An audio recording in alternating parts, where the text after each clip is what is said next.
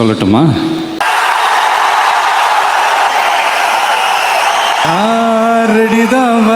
ஒரு குட்டி கதை, அது மட்டும் நான் சொல்லிட்டு ஓடி போயிடுறேன். 2 minutes தான். ஒரு மன்னர் தன்னுடைய ஒரு பரிவாரத்தோட ஒரு இடத்துக்கு போகிறார். ஒரு ஊரை தாண்டி போகிறாரு. அவர் ஆள்ற ஊர். ஒரு கடத்தருக்கு அது வழியாக போகிறார். அப்போ கூட இருக்கிற அவருடைய அந்த சிப்பாய்கள் அதில் ஒருத்தர் வந்து இந்த மன்னருக்கு இந்த எலுமிச்சை பழச்சாறு ரெடி பண்ணி கொடுக்குறாரு. மன்னர் அதை டேஸ்ட் பண்ணிவிட்டு கொஞ்சம் உப்பு போட்டு கொடுங்கன்றாரு. உப்பு இல்லை. ஸோ அதில் ஒருத்தர் என்ன பண்ணுறாரு, அப்போ அந்த கடத்தெருவில் போய் கொஞ்சம் உப்பு எடுத்துகிட்டு வாப்பா அப்படிங்கிறாரு. அதுக்கு மன்னர் சொல்கிறார், அப்படிலாம் போய் கடத்தெருவில் போய் எடுத்துகிட்டுலாம் வரக்கூடாது, வாங்கிட்டு வரணும். உப்பு என்ன அளவோ அதுக்கு உண்டான காசு கொடுத்துட்டு போய் வாங்கிட்டு வரணும் அப்படின்றான். அதுக்கு அந்த சிப்பாய் சொல்கிற, என்னங்க கொஞ்சோண்டு உப்பு எடுத்துகிட்டு வர சொன்னால் அதுக்கு இதெல்லாம் ஒரு பெரிய விஷயமா அப்படின்னு கேட்குறாரு. மன்னர் சொல்கிறார், இல்லை நீ சொல்கிற மாதிரி கொஞ்சோண்டு உப்பு தான், அதை நான் காசு கொடுக்காம எடுத்துட்டா மன்னரே காசு கொடுக்காம எடுத்துட்டாருன்னு சொல்லி பின்னாடி வர என் பரிவாரம் இந்த மொத்த ஊரையும் கொள்ளையடிச்சிருவாங்க. அதுதான் மன்னர்கள்.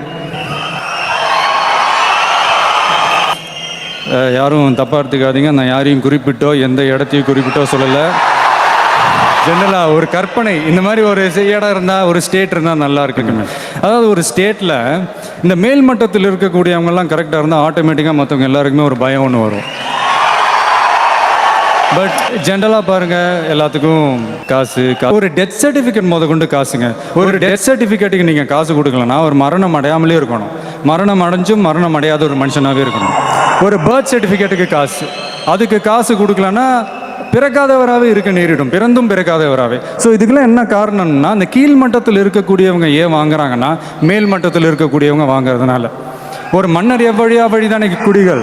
ஒரு மன்னர் கரெக்டாக இருந்தால், ஒரு தலைவன் கரெக்டாக ஸ்ட்ராங்காக நல்லவனாக இருந்தால் ஆட்டோமேட்டிக்காக அந்த கட்சி ஒரு நல்ல கட்சியாக இருக்க. காந்திஜி அவர்களை பற்றி ஒரு விஷயம், அதாவது ஏன் வந்து ஒரு காங்கிரஸ் காந்திஜி அவர்கள் கையில் இருக்கும்போது ஒரு நல்ல கட்சியாக இருந்தது, இப்போவும் நல்ல கட்சி தாங்க, நான் எதுவும் குறையா சொல்லலை. அப்போ ஏன் இன்னும் ஒரு சூப்பர் டூப்பர் கட்சியாக இருந்ததுன்னா, ஏன்னா காந்திஜி அவர்கள் வந்து அநியாயத்துக்கு நல்லவரான், பட்டு யோக்கியரான் அவர். அதனால தான் பாருங்கள், ஒரு நேரு தான் அவரை பின்பற்ற முடியும், ஒரு வல்லபாய் பட்டேல் தான் அவரை பின்பற்ற முடியும், ஒரு காமராஜர் அவர்கள் தான் அவரை பின்பற்ற முடியும், ஒரு ராஜாஜி அவர்கள் தான் அவரை பின்பற்ற முடியும். அயோக்கியம் அவரை பின்பற்றவே முடியாது.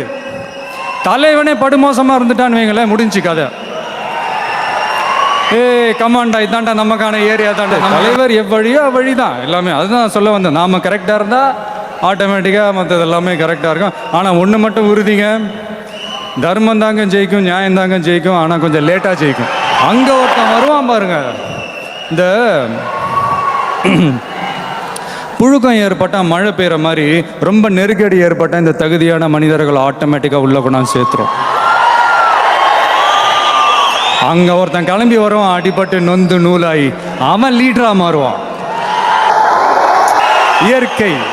இயற்கையானது, ஒன்றும் பண்ண முடியாது. அவனுக்கு கீழே நடக்கும் பாருங்க ஒரு சர்க்கார்,